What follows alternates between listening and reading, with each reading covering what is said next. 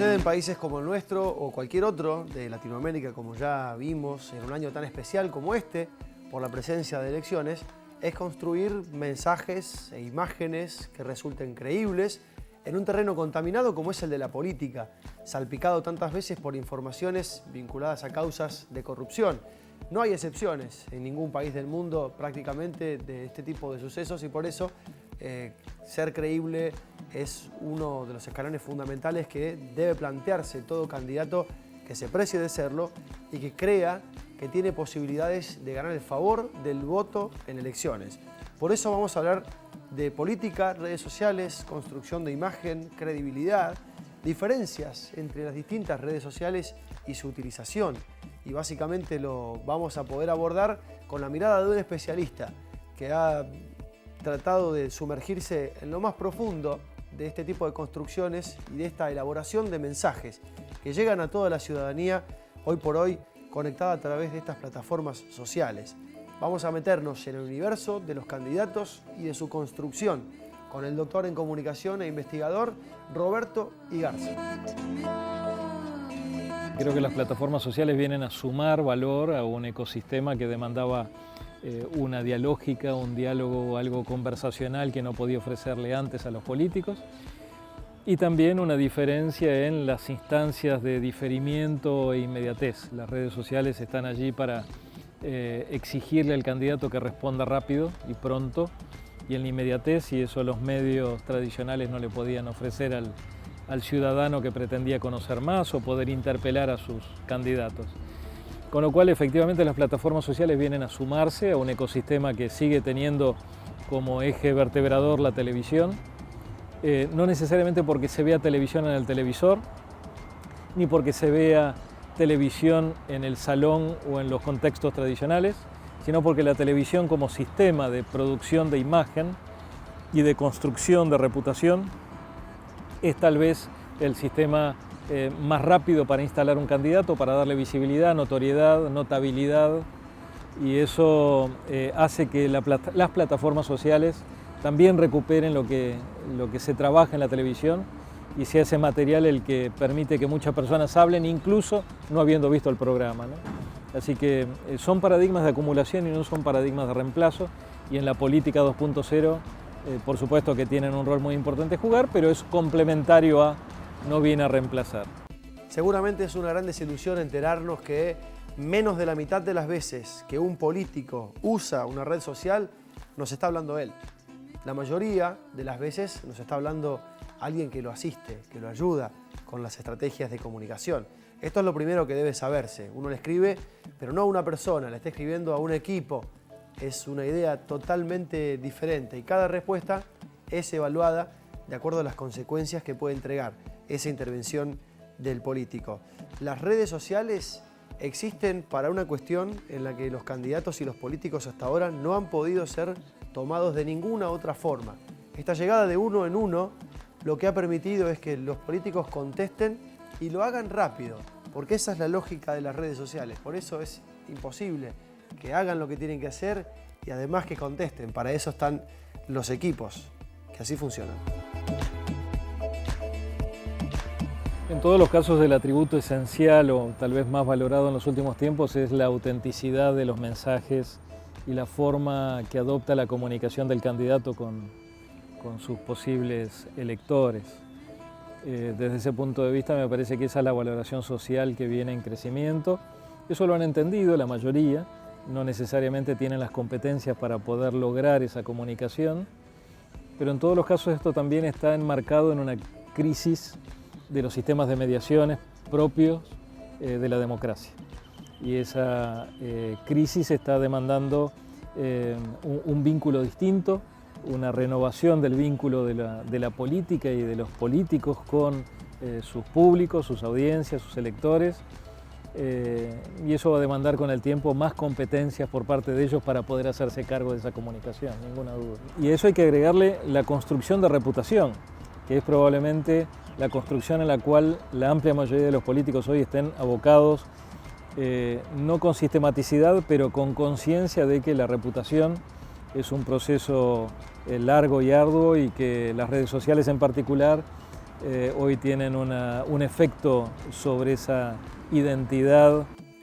Ya observamos qué pasa en las figuras o con las figuras que tienen un carisma propio, una imagen construida en un medio como es la televisión, que es el más eficaz y el más rápido para instalar un nuevo candidato o para consolidar el carisma de una personalidad que ya existe en televisión. Las redes se despliegan a través de esa primera construcción que es la de la televisión.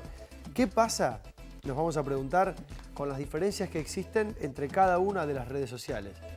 ¿Se le puede dar una utilización específica desde la política para construir un candidato o para fomentar una imagen y dotarlo de mayor credibilidad o autenticidad, que son los atributos más buscados por los usuarios de redes sociales que buscan interactuar con políticos?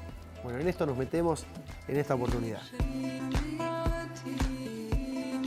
Bueno, ahora se habla mucho de omnicanalidad, ¿no? Estar presente en todos los canales para allí donde el ciudadano, el votante, el elector está pudiendo demandar o una información complementaria o algún tipo de lenguaje que le permita acceder al candidato desde un lugar distinto. Por ejemplo, en las plataformas visuales como Instagram, por supuesto que lo que voy a buscar es algo que refleje la identidad del candidato desde un lugar distinto, que es lo que transmite la fotografía, cómo en las plataformas audiovisuales va a transmitir desde un lenguaje distinto una posición, una postura, algo distinto del candidato. Twitter es una plataforma para pocos, no es una plataforma para muchos, a diferencia de las redes sociales tradicionales o lo que a esta altura podrían ser llamadas tradicionales como Facebook. Allí probablemente la segmentación de los públicos sea mayor porque el registro es más amplio. Facebook comprende muchísimas personas que Twitter no interesa y por lo tanto son plataformas complementarias, compiten poco entre ellas. También hay que decir que las jóvenes generaciones a esta altura se interesan poco por las dos, ni por Twitter ni por Facebook, sino que están migrando hacia formas mucho más conversacionales y dialógicas. Probablemente estemos en estos momentos por ver una modificación muy importante en cuanto a la presencia de las jóvenes generaciones, la generación Z, generación que está en primaria, empezando la secundaria. Es una generación distinta en cuanto al uso de las redes sociales y allí veamos despertar algunas inquietudes que en los formatos tradicionales de redes no teníamos. Hace alrededor de 50, 60, 70 años, la única forma de encontrar a un político en funciones era si lo cruzabas por la calle, a un político local, a una autoridad al alcance de la mano.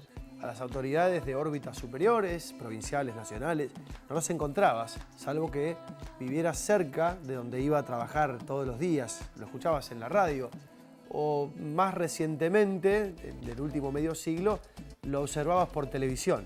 Ahora la ida y la vuelta de las redes sociales han cambiado todo, pero la política ha adoptado y sigue con esto muy fuerte la cuestión televisiva como imagen primordial. Por eso es muy posible que veamos políticos en funciones o futuros políticos, es decir, candidatos, tratando de explicar algo que no puede tener un desarrollo superior a 2, 3, 5, 10 minutos. Son los tiempos de la televisión, a los que la política se ha acostumbrado, y las redes sociales vienen a fragmentar esa noción de tiempo reducido y a hacerla aún más pequeña, por ejemplo a través de Twitter.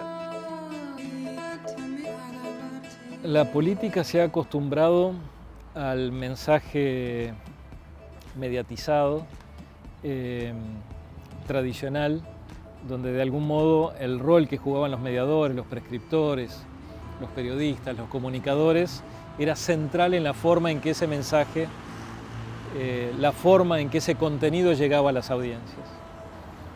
Por la pregunta que les hacían, por el tipo de repregunta que planteaba de algún modo ir por algo más. En la política 2.0, en la forma de hacer política con redes sociales, no solo a través de redes sociales, pero también con redes sociales, ese valor de la mediación está puesta en tela de juicio. Evidentemente es otro tipo de mediación, es alguien que produce el mensaje por el candidato, es ese community manager que actúa ahí, a veces con deficiencias notables en términos de competencias para hacerlo, pero que interviene en nombre del candidato, en nombre de la persona que pretende ganar una audiencia, en este caso de orden político. Y allí, bueno, lo que se necesita es disponibilidad para responder. Twitter lo que hace es, raramente encontramos conversaciones prolongadas en Twitter. En general son conversaciones complejas, rápidamente conflictivas, muy basadas en te lo dije o en se lo dijo por un retweet.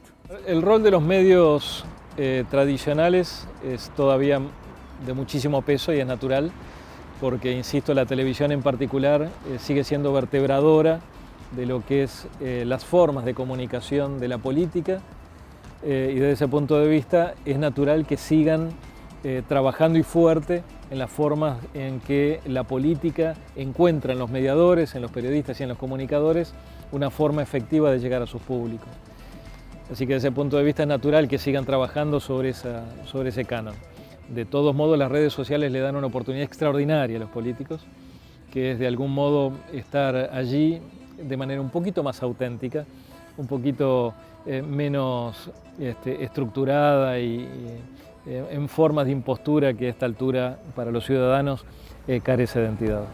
Si intentáramos racionalizar qué es lo que nos pasa cuando estamos por votar o en los momentos en los que tenemos que decidir por el futuro de nuestra nación, depositando confianza en candidatos y en funcionarios que han sido y que van a volver a ser, o en funcionarios que van a debutar en la función pública, diríamos que lo importante son las palabras, lo importante son los conceptos, lo importante son los contenidos, pero nos estaríamos equivocando, porque bien sabemos que cuando vamos a elegir es más bien una impresión que sale de aquí dentro, la que termina tomando la decisión por nosotros, más que todo lo que hayamos pensado. Por eso es tan importante la imagen de un político y su discurso, porque tiene que ver no solamente con lo que quiere decir, sino con cómo quiere mostrarse, con cómo quiere que lo vean aquellos que después toman la decisión y son los que votan. Es causar una buena impresión, lo que los hace volcarse por una estrategia o por la otra, como vimos hasta recién. Tratar de descifrar todo esto en medio de la vorágine es otra tarea que nos hemos propuesto para tratar de identificar rápidamente, saber de qué nos están hablando y fundamentalmente quién es el que nos está hablando. Como siempre decimos, conectar ideas, gente, construir puentes y empezar a reconocer el mundo con otra mirada, parte de lo que En Foco se propone día tras día.